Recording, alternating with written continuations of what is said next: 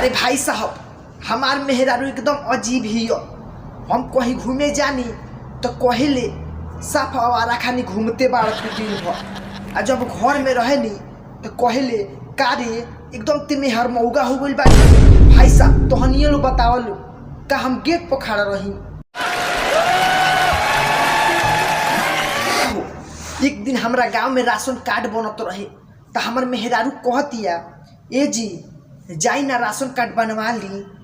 तो भाई हो हम चल गई राशन कार्ड बनवावे। भाई हो हम उनका लो से कही ए हमरा राशन कार्ड बनवावे के बाद तो कहता लो कि मेहरारू के 10वां के रिजल्ट चाहिए। तो हम चौक गमी, हम कहमी हमार तो मेहरारू फेल ही। तो कहता लो कि फेल ही तो राशन कार्ड ना बनी। तो भाई हो हम तो घर चली अमी तो हमार मेहरारू पूछतिया ए जी का भइल राशन कार्ड बनल हो। तो हम कह देनी कि अरे 10वां के रिजल्ट मांगत रहसन। तो हम कहमी हमार मेहरारू तो फेल ही हो।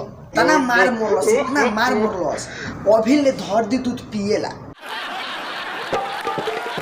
भाई साहब एक दिन हमार दोस्त अपना मेहरारू से बड़ा प्यार से कहता कि ये जान मर्द का कामयाबी के पीछे कोनो मेहरारू के हाथ होला का। मेहरारू कहतिया अरे हाँ जी जरूरत एकदम सही बात कहतनी।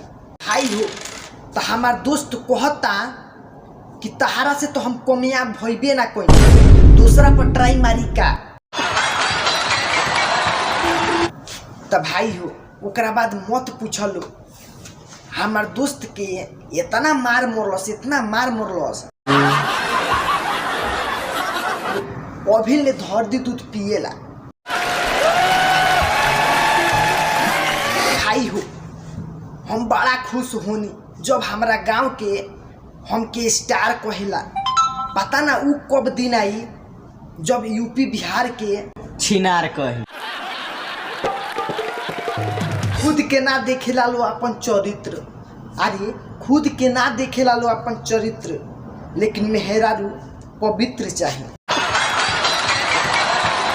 अरे भाई साहब एक दिन हमार मेहरारू बैठल रहे तो हम पूछमी का हो काहे बैठल बारू। तो कहतिया का बताई जी हम अपना मेकअप में इतना पैसा खर्च करे नी, उहे पैसा रही तो घर के कुछ काम हुई। तो हम बड़ा खुश होकर कहमी मेकअप छोड़बू। तो कहतिया ना रे सोचल छोड़ देवे के बाद।